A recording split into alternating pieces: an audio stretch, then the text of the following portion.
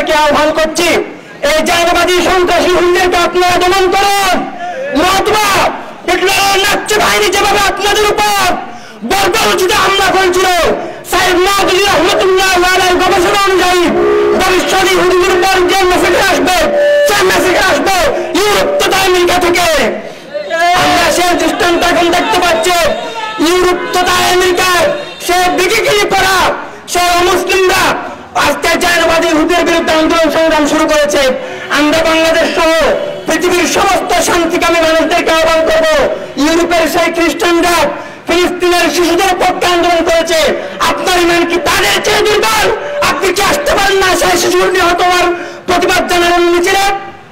আপনারা যে বিবৃতি দিয়েছেন আমরা আলহামদুলিল্লাহ আশ্বস্ত, কিন্তু কার্যকর পদক্ষেপ গ্রহণ করুন। আর সহ্য হচ্ছে না বাংলাদেশ সহ পৃথিবীর মুসলমানদের, সরকার সহ মধ্যপ্রাচ্যের সেই সম্পদশালী রাষ্ট্রগুলোকে অনুরোধ করবো, আল্লাহ রাব্বুল আলামিন আপনাদেরকে যে প্রাকৃতিক সম্পদ দিয়েছেন, এটা আল্লাহ রাব্বুল আলামিনের নিয়ামত, এই নিয়ামতের শুকরিয়া আদায় করুন।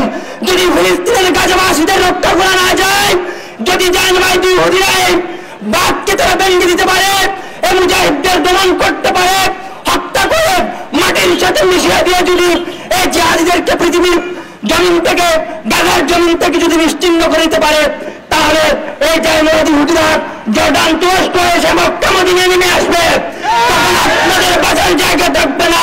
আর সংগ্রামী ছাত্র সমাজ, এই জায়নাবাদী ইহুদিদের যে সমস্ত ব্যবসা প্রতিষ্ঠান আছে, সেই ব্যবসা প্রতিষ্ঠানকে আমরা বয়কট করবো, তাদের পণ্যকে আমরা বয়কট করবো।